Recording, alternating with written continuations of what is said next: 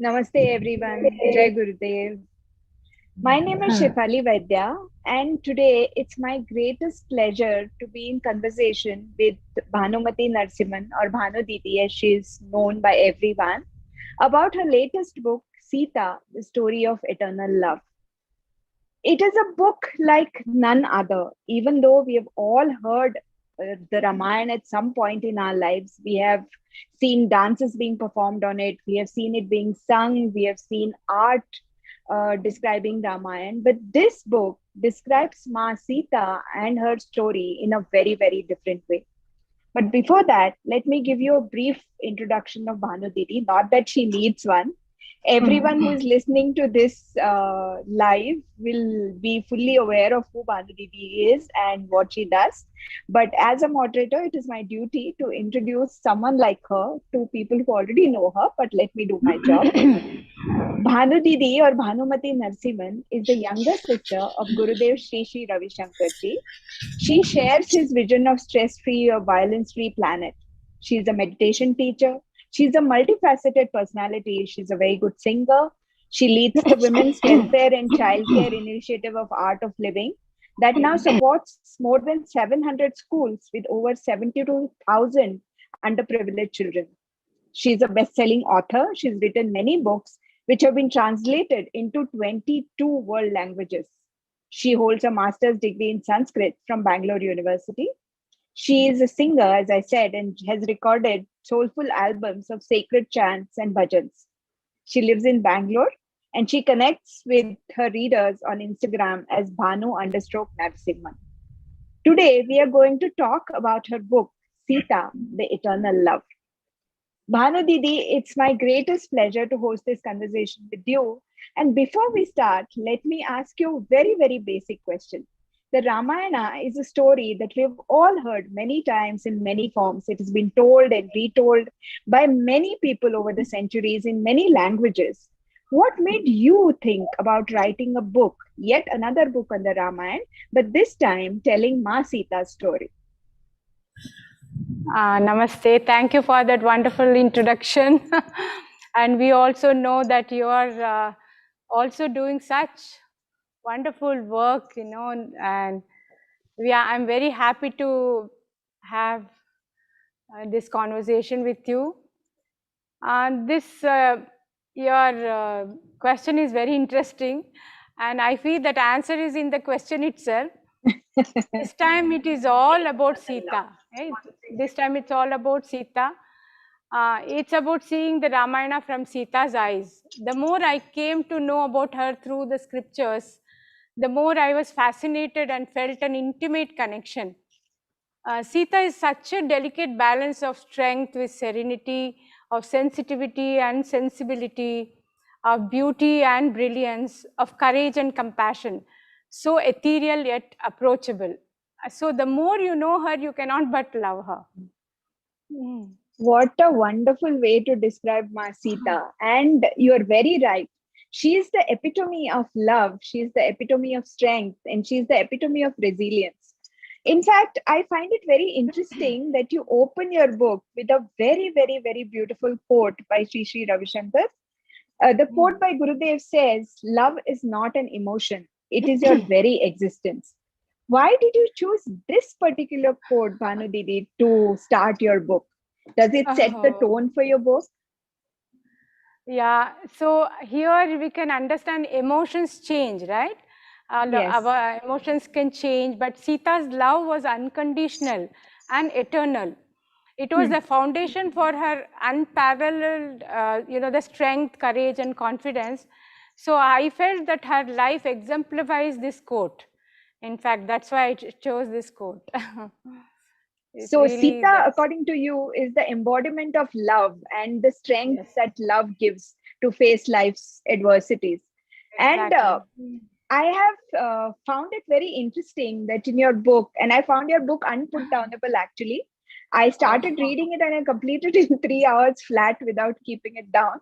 And the way you have brought out Sita's refined education about the various experiences she had, and you've gone in detailed about the about the various subjects that she learned, including philosophy, including statecraft, including dharma, including scriptures, as well as music, dance, all the 64 kalas and vidyas that we read about. So your Sita is a very, very refined character. She's very educated. She's a very strong woman.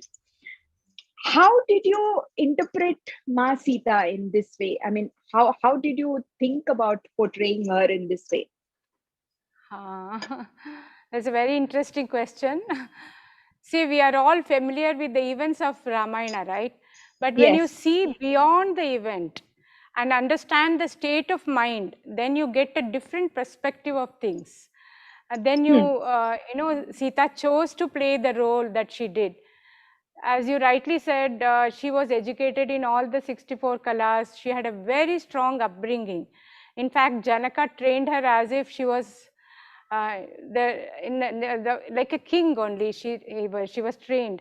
And from Yes. one point of view, you can say, why should a girl marry somebody who can lift or break a bow? This is all intriguing questions here. How is Yeah. that a judge of a good husband? But if you really knew what the Shiv Dhanush was, then you would know that it was the best way to find the right match for Sita. Everything that is there in Ramayana is so beautiful, everything has a purpose. So what hundreds of men struggle to move even, a little, even move an inch, such a bow would feel like a feather in the hand of Sita. So that was her Yes. connection the bow was a very different quality, So unless the That's boy right. had the same refinement, how could he match her? So this was one of the things that was very nice. I understood it this way. And then also now when Rama was asked to go into exile for 14 years, Sita could have stayed back in the comfort of the palace. She chose to go. Her comfort was in being with Rama. So nobody forced her to go, isn't it? She made the Yes. choice and Rama supported her fully. In fact, Rama chose also, if you see in a later part, that he chose to marry only once, even though it was common to have many wives for kings. His father had That's 3 right. wives, right? Yes. Yes. But he loved her deeply. And then there is, if you see, Janaka advises Sita that Rama has come for a divine purpose when she got married. He says, Mm. Sita, you should support him in every way. Now, to be the support for Rama, just imagine one has to be equal or perhaps even stronger. It is Yes. said that Hanuman had 14 kalas while Rama had only 12. So that is how he could help him. Sita had Yes. nothing to prove here. If you see, she had nothing to prove at all. She was in love and was loved also. And that was that was the way this is the way I have seen her, So, It is very, very interesting that you've used the word choice in this context more than once. yes. And if you see your book, it's very apparent that every decision that Masita makes, it's out of her own free will and out of her choice.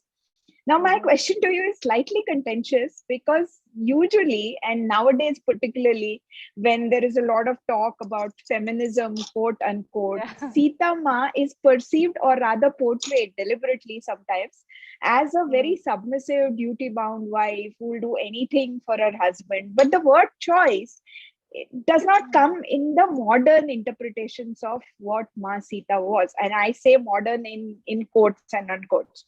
So, what is your read of Ma Sita? Since you have used the word choice again and again, what do you think are the three adjectives that define her character?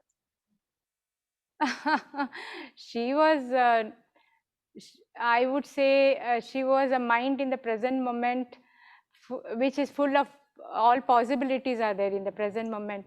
She was the epitome of courage and confidence and unconditional love, uh, these things can win over any she was anchored in wisdom, in fact, so that couldn't shake her from any events because she saw everything beyond the event. Wisdom, through the eyes of wisdom, she could see beyond the events.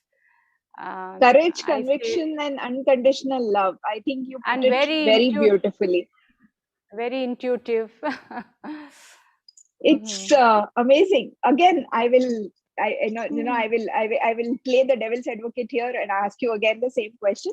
Three Yeah. instances in Ramayana are often used to call the text patriarchal nowadays by some Yeah. vested interest.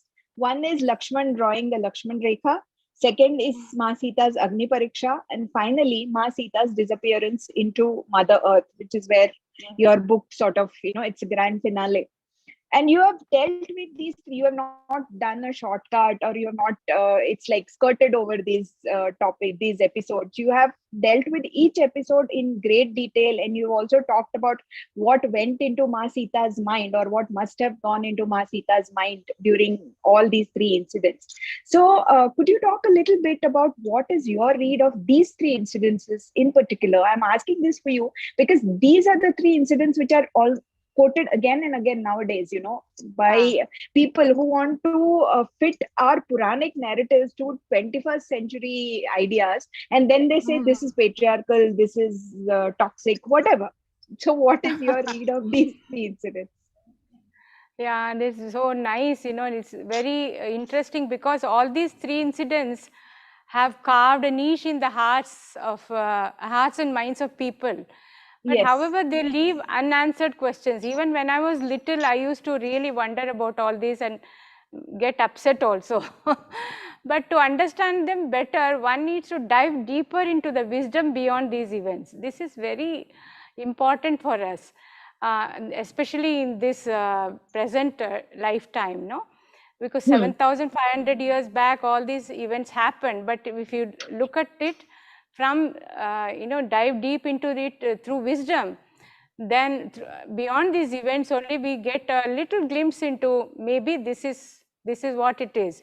So Gurudev often says that how Rama is the self, Sita is the mind, and Lakshmana is the Hmm. awareness, and Hanuman is the prana or the breath, and then Ravana is the ego or arrogance. So when ego kidnapped the mind, the soul became restless, and with the help of the breath, the mind reunites with the soul. This Ramayana is happening in our lives every day, if you see. But if you take a closer look at these three incidents, Lakshman Rekha for me is like a threshold of, you say, awareness. Lakshman is a representation of awareness. So Hmm. when your awareness slips, you make mistakes. It's nothing patriarchal, I feel. And then the Agni Pariksha is there. Here it is the Agni Pariksha, I feel that it is the fire in the mind, doubt and humiliation or like fire in the mind. So that burns our you can say burns your soul. This fire of Hmm. humiliation is not easy to cross. See, there are, recently I heard Gurudev speak about this, very interesting. There are 5 fires we have, that is Hmm. Bhutagni, then there is Jataragni, there is Kamagni, and there is Badabagni, and then there is Premagni or Gnanagni. So Hmm. if you see, Bhutagni is the fire that differentiate between a corpse and a living being. No, that heat in the body is necessary for us to be Hmm. alive. And then the Jataragni, we all know that the fire of digestion, no, which Hmm. helps us to digest. And then there is Kamagni, which is the fire of desires for Hmm. continuation of life and all that. And then there is the fourth one is the fire of humiliation, Badabagni. This is Hmm. very hard to cross, they say. But the fifth one is Premagni, or you can say Gnanagni. And Sita Mata was already established in this fire. There is a Hmm. very interesting story when they went to the, in fact, this happened when in Chitrakuta, when there was this fight between Kara and Dushana. uh, Panchavati, no, in Yes. Panchavati there was, in Panchavati, Churpanaka's brothers comes and fights, Yes. no. Yeah. So Karan Dushana, the fight happens. That time, Rama tells Sita that, this is the time you have to be careful. I think the next war is going to begin now. So you have to now abide in this fire of the self. He tells only her. And Sita understands this, what it is like, then fire of the, you abide in the fire of the self means you are above all these other things, above the fire of humiliation. And that is how, and then the story goes that uh, Agni Devata gives a Maya Sita. There is a Maya Sita story also. You can read that, all that, the book. It's very interesting how Maya Sita goes to, that is the one who is in Ashoka Vatika.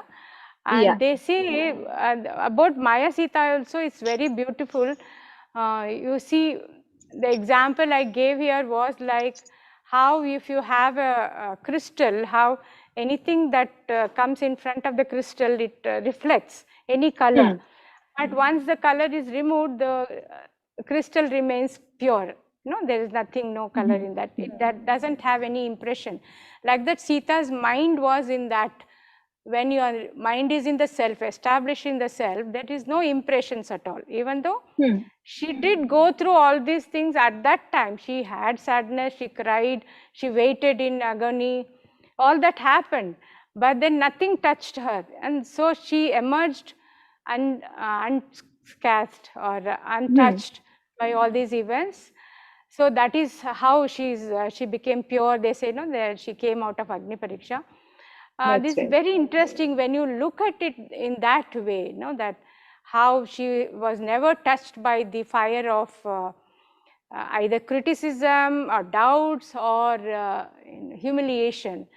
So, and also in the Valmiki's Ramayana, there is a story that Brahma comes and then he says to Rama, why are you doing this? Why are you asking her to go into fire? Then Rama tells him, I know about it. I know she is pure, and Sita knows she will come out without any this thing, pure only. It is for the people who are ignorant.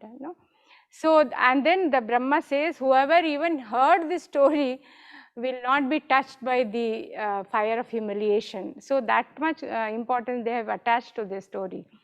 And then, and to coming to the third point, now Sita is also known as Bhumija, Bhumija means she is the born of the earth, born out of earth.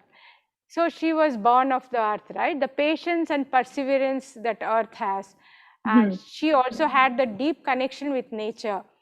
And the stability, they were all her attributes, Even Sita was so patient, so she had that stability, strength of mind. It's also, Gurudev often says that when you have a strong mind, it can carry a weak body, but a weak mind cannot carry a strong body even. So Sita was representing that strong mind. Anywhere, she was anchored in wisdom, so nothing could shake her, because she knew that she had that love from Rama, and her love for him was unconditional and so steadfast. So then there is also this event about when she came to Ayodhya with her two valiant sons, and realized that the people were so insensitive, they wouldn't believe their king nor the words of rishis. When they, even Valmiki tells, these are the sons of Rama, they didn't. Then that is when she decided that it was up to her to open their eyes. So she showed her mystical aspect, that, and then she thought, then they would realize who Rama was. He was not ordinary at all, and it was a high time that they realized this. At least she thought so. Anyways, all our bodies will return to the earth, but she had a say over the elements, and not the other way around, True. She could, Another thing that struck me about this book is it's not just Ma Sita's character that you have brought out so beautifully. There are many other women characters in the book, and all of them have been fleshed out really wonderfully, including Trijata, the Rakshasi who was guarding Ma Sita in Ashokvana, including Mandodari, who was Ravana's wife, and she has a meeting with Ma Sita in Ashok Vatika. You have brought out the character of Urmila, even Sita's mother, King Janaka's wife Sunaina, very beautifully. And all these women, there's one thing that is common to all these women characters. It is their sheer strength of character. They are belief in what they're doing and their resilience. They're all very strong and very resilient women. Do you think Yeah. that is the attribute of women, or to be more specifically Indian women, strength of character and resilience? Of course, we have to assume it, you know. Nobody need to empower us. We are empowered already like that. We have to assume that power. In fact, Ahalya here, to me, she represents steadfastness and patience. You know, Ahalya. So long she waited for the touch of the divine, right? Yes, And then yes, there is Lopamudra. In fact, yes, Lopamudra was a princess and married to yes, the Rishi Agastya. yes. And she was so grand. She was grand, you know, she was always dressed in good jewelry and good, Hmm. she was fond of good things. At the same time, she had so much of dispassion. She had both that we can say austerity, at the same time grandeur in her. Hmm. That combination was so beautiful. It doesn't mean that if you're you have to be austere in your heart, in your mind, and Yes. material things should not touch your mind. That's all. You can wear it. It should not be like, you know, botheration there. So like that, she was so grand. At the same time, she was so austere for me. Hmm. That's the, and then Lopamudra, and then there is Trijata. If you see Yes. Trijata, Trijata, even though she was from the Asura clan, she was the niece of Ravana, Hmm. and she, in spite of, she knew that it was risky to befriend Sita. She was so friendly to her and helped her in That's right. Ashokavartika. She was the only solace. She was with. She would go hear about Rama, ask about Rama, and she also considered him divine. If you see all these others also, Ahalya, whether Yes. Ahalya Lopamudras or even Trijata, they all consider Rama as divine, no? Yes. As they agreed with Sita. And then there is Tara, of course. Tara was also was the one who Yes. said Yes. when Sugriva's victory went into his head, she was the one who alerted him that you have to keep up to your Hmm. commitment, and you have committed to help Rama. You should Hmm. keep up to your commitment. She alerted that, and she knew that Rama was divine also. Like that, she had the courage to alert him, right? Yes. Then there is Mandodari. If you see, Yes. Mandodari is such a shining example for, you can say, unconditional love also. At the Hmm. same time, she knew that Ravana was not in the right, Hmm. Ravana was, you know, he was, uh, in fact, she said, you cannot do this injustice to her. And so she alerted him again with courage and said That's that right. this is not the right thing. But then because of her love, she supported him, of course. She had that unconditional love. We can call her in one word, she is unconditional love only. Otherwise, in That's spite right. of looking at all his weaknesses, still she loved him. Yeah. And Yeah. then there is Urmila. I have written very nicely about Urmila. Yes. Urmila is one of my best character here, and she is the glow behind the scene, you can say in one word. Yes. Yes. And then there was this Anasuya also. All these are Yes. great women, you know. Yeah. Anasuya itself, name itself means free from doubt, who has no doubt at all. Hmm. So she was so much established in the self, and she had no doubt about herself or about the divinity. And then in the story it goes that she gave bangles to uh, Sita, and then she loved Sita so much, you know. And in fact in the Ashok Vatika, what she did was, when she was troubled by Ravana, then she took a blade of grass and prayed to Anasuya and then put it there, and he couldn't cross that blade of grass.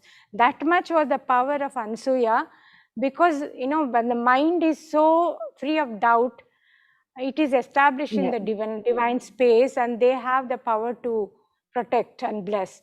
So that is what this great lady Ansuya was. So you can see each and everybody is like too good. You can go on talking about them. Everyone was so Yes. wonderful. We have such wealth of And yeah, characters, women characters in yeah, our in our scriptures.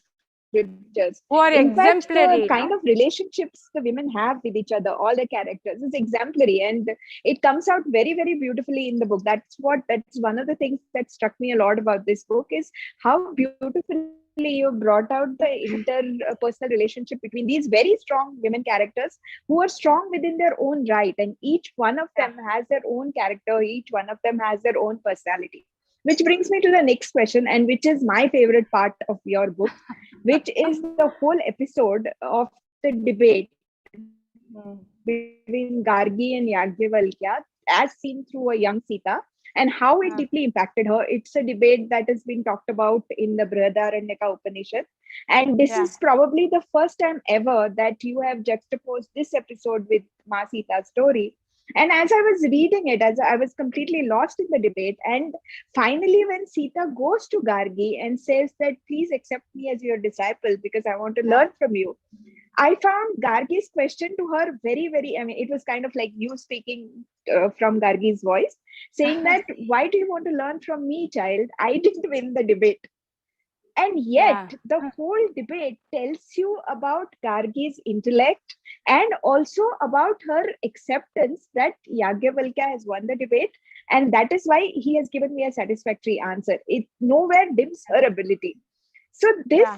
how did you think of putting these two episodes together and come up with this really beautiful narrative? It's a very, very well written chapter, my personal favorite in this book. Yeah, we have all grown up with reading about Rama's Yoga Vasisht, right? Yeah. When he was hardly 12, he asked such good questions to your Vasisht ji, and how beautiful that we have got this book of Yoga Vasisht. That is my favorite one. And in fact, then I saw this in Brihadaranyaka Upanishad. I said, this has to come in my book. And how she also, if you see, Sita grew up in the company of the wisest of men, among men. No, Yes. her Yes. father was hallmark for wisdom. Yes. Janaka was that, and she herself had such pure, refined, mature intellect.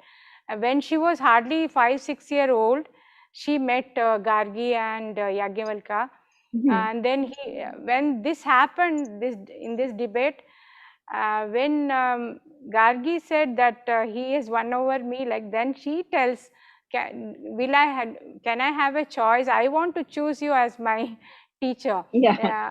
Or with all due respect to Yagyavalkya ji, then she says, so Gargi asks, why would that be? No, because this whole debate is about who wins and then Yeah. what will be Yeah. your mentor.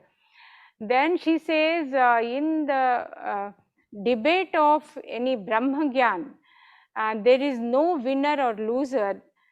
Either you share knowledge or you gain knowledge. This is a beautiful thing that Sita told when she was so young.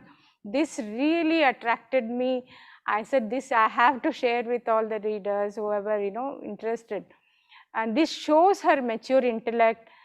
She was hardly 5, 6, 7 year old in this. Yeah. At this time, they say. So, and now I can definitely believe this, because we have seen so many young children, so intuitive, they are so mature, they know so much. Um, they have seen many children like this, very intuitive. Mhm. There's an intuition process in our programs where children can read blindfolded, they can tell past, present, Yes. future. So Yeah. there is a possibility. So I do believe in all this. And also this chapter gives a glimpse of the depth of her knowledge, you know.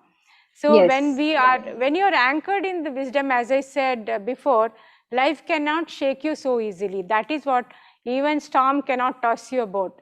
So this chapter, I feel, helps to understand how intelligent Sita was. You know, Yes, isn't it? it comes out very beautifully, and also about Gargi's wisdom as well as young Sita's. I don't know how. I mean, absorption of the whole debate. It's a very very beautifully written chapter actually, and I really enjoyed reading it. I want to ask you a question. In this world we're living in 2021, where terms are being brandied around very casually, like feminism, toxic patriarchy, this, that people are very quick to label something without even understanding it.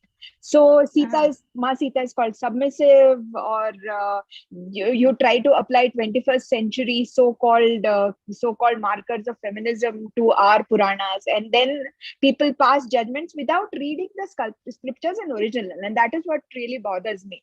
It's like if you ask these people, out of 100 maybe one, and that too hardly one, would have read the Ramayana in original, but they will still pass very casual comments and say that Ramayana is patriarchal and Sita is not a feminist, whatever. How uh, how to change this, Bhanu Didi? How to make our future generations aware of the depth and of the symbolism of our scriptures? That is what I mean. You've tried to bring it out very beautifully in your book, the whole symbolism, the whole meaning behind incidents, and what it really stands for. So how do we inspire our younger generation to take this route and to try and really understand our scriptures? In fact, our epics, they weave values and ethics into our social fabric, I feel, in a very fun and exciting manner. So every time you hear the story or ponder over it, you get one more layer of meaning. No, what I understood when I was 10 or 20 about Yeah. Ramayana, my understanding now is different. So we have to revisit again and again, ponder over it, read it, isn't it? So these are the, in fact, if you see the world, if women of today were to see the world through the eyes of Sita, in fact, it would be the world will be much more peaceful and prosperous place. And because of the values she upholds, the whole, even Rama also. And then I would say the family relationships will bring greater commitment, will be there, will see greater commitment. And then there will be single women will feel very complete in themselves, because she brought up both the children together, isn't it? Yes, yes. Alone, only in forest, Yeah, alone as a single yeah. woman. And then younger girls will shine with confidence and courage, and they'll know how to place these leaders also. If you see, present day leaders need to learn from Ramayana. So many things we can learn, how all of them placed others' comfort over their own comfort, in fact. And these values really is very easy to imbibe, I feel. We have to have patience and read it again and again, revisit these epics. And also children will have a role model, I feel, for caring and sharing. And seekers, as Gurudev says so beautifully, will know how to see wisdom beyond the events and love beyond personalities. That is the best thing I learned, when Gurudev said how you can see beyond, you have to see beyond the events, wisdom beyond the events, and love beyond personalities. That is That is that is uh, such a beautiful thought, and it really encapsulates the whole story so beautifully. I will end with the question: how do you think India's glorious past helps us to balance our present and to inspire us in our future? Oh, India's past is glorious, we know that. And the more we learn about it, the brighter our future will be. That is my feeling. So, in fact, we have had so many, all the rishis, if you say, they are like scientists. Hmm. And in olden days, if you see, science and spirituality were never at loggerheads, no? And Yes. they knew right from astronomy to medicine to mathematics, or from art to architecture, every sphere of human endeavor had seen its pinnacle in its past, in our culture. So knowing Yes. this can empower our future generation. That's it's what I feel. With great pride in our roots, the children will take great pride in our roots. So I feel that when the roots are healthy and strong, the tree will stand tall and useful to humanity for years to come. And if you see, that is the authenticity of our itihasas and Puranas. 7,500 years back, Ramayana happened. 5,500 years back, Mahabharata happened. Mahabharata. Yes. Even now we speak about all this, right? Yes. So And that speaks about its authenticity and practicality, and the eternal wisdom that they carry. That's what I feel. very And true. we The have, mm, Very true. The timelessness of our philosophy, which has continued to inspire people even today. Um, Bhanu Didi, before we end, I would like to ask you, after this project where you have done a very beautiful portrayal of Ma Sita, where Ma Sita comes across as a very strong, very wise woman who mm. does everything that she does is a matter of choice, and that is something that is very important. What project do you plan to? What project do you see yourself taking up next?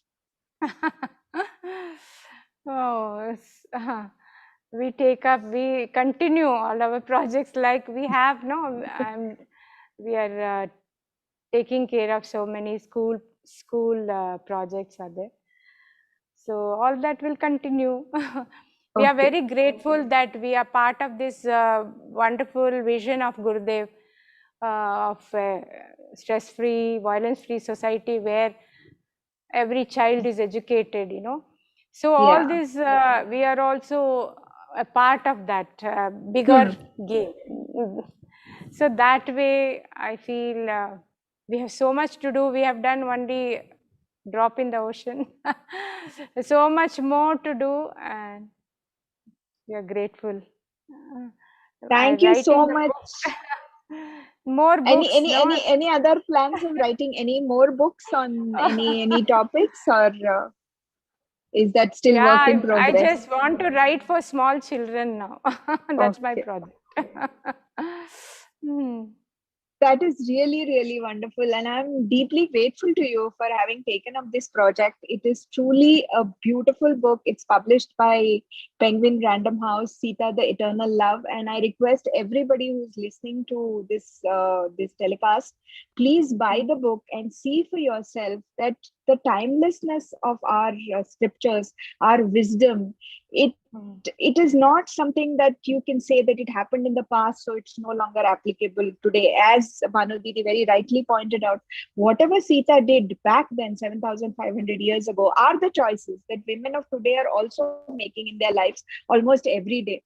And I would like to end with, I would request Bhanu Didi to say again Gurudev interpretation of Ramayana, because that is I want everybody to leave with. And so could I please trouble you to say that Lakshmana is awareness? Please say it again, because it is a very, very important thought. Yes, yes, yes. Here, Gurudev said it so beautifully that Rama is the self, and Sita is the mind, and Lakshmana is the awareness, Hmm. Hanuman is the prana or breath, and Ravana is the ego or arrogance. So Hmm. when the ego kidnapped the mind, the soul became restless. And with the help of the breath, the mind reunites with the soul. So this Ramayana, as Gurudev said, is happening every day in our life. And we can definitely win over this by establishing in oneself, that is through meditation and pranayam, breathing techniques. Reading, having good company, reading good books. These things will calm our mind, bring our mind to the present moment, which is field of all possibility, and have a pleasant state of mind. This is what is our lookout, isn't it? Nobody wants to be stressed. In fact, during this Yes, pandemic, absolutely. the last almost 2 years have passed. This pandemic had really 1.5 to 2 years, no, almost. People have been locked up in their houses. Mhm. And Gurudev gave 2 times, both morning and evening meditation, guided meditation. And then he used to encourage people, do something creative, learn new languages, learn new recipes, write something, poetry, or write some books and all that. That is when I started my Sita. It was Gurudev's inspiration. He said, write some books to everybody, he was saying. I took the cue. So it all happened during that time. And then focusing on the pleasant state of mind, which is what is Sita was, focusing on the strength of the mind, focusing on the present moment, that is what Sita to me is. So it was a very useful time that I could spend with myself in this during lockdown time. And I'm very happy with the outcome also. I liked my book. I'm quite sure you liked it also, as you said. I hope everybody, whoever Yes, I reads did. this, enjoys it. Thank you so much, Shefali. I'm sure they will. I'm It's a sure nice. they will, Bhanu Didi. It was a pleasure talking to you, and I've learned so much out of this interaction. Wishing you all the best, and Thank you. I'm sure this book will be a bestseller and will be loved by everyone. Thank you.